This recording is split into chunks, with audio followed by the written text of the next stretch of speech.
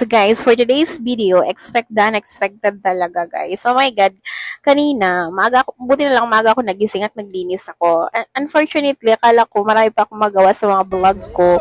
Unfortunately, tumawag yung amo ko guys. Sabi niya, may duty daw kami kasi hindi kami makadaong dun sa Montenegro. Last Montenegro na namin ngayon. So, sa sobrang alon, hindi kami makadaong. So, ang nangyari, nagkaroon kami ng pasok. Tapos, sa gabi, wala kami duty. So, ito na ganap namin guys. Nasa Dubrovnik kami at nag-overnight kami. O, punta agad kami sa may bar. Ito yung mga kasama ko. Ang gaganda at gugwapo nila guys. Punta kami dito sa slot bar. Tapos, alam mo kung ano in-order namin? Coke lang. Tapos, ayun, nagutom kami. Punta kami dun kami sa grocery. Tapos, bumili kami ng maraming chips. Siyempre, chips yun. Tapos, nag-picnic-picnic kami guys. Actually, marami kami dyan, guys. Ito talaga yung kwento. Dito, hindi ko talaga makalimutan yung puno na to na nasa Dubrovnik, Croatia, guys. Paano ba naman dyan kami umihi? Tapos, guys, kung saan kami umihi, may camera pa talaga dun, oh. Tapos, oh my God. Pero, buti, nakaihi na kami. Gabi na kasi yun. Walang mga tao. Walang CR. So, dun kayo umihi. Yung mga kasama ko, guys.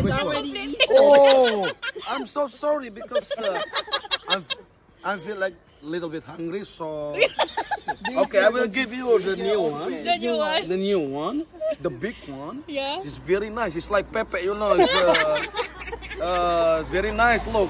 So yes. Okay, I'll give you four. Okay. $5. Okay. $5 for $5. Yes. Good. Okay. $5 for four? All okay. Only $2. It's okay because I need money. I know you make business, but Yes. you lost your profit. No, it's okay because I'm already rich. I have just do this as a Plastic. Take a photo of me, Manali, Florine. Take a photo of me.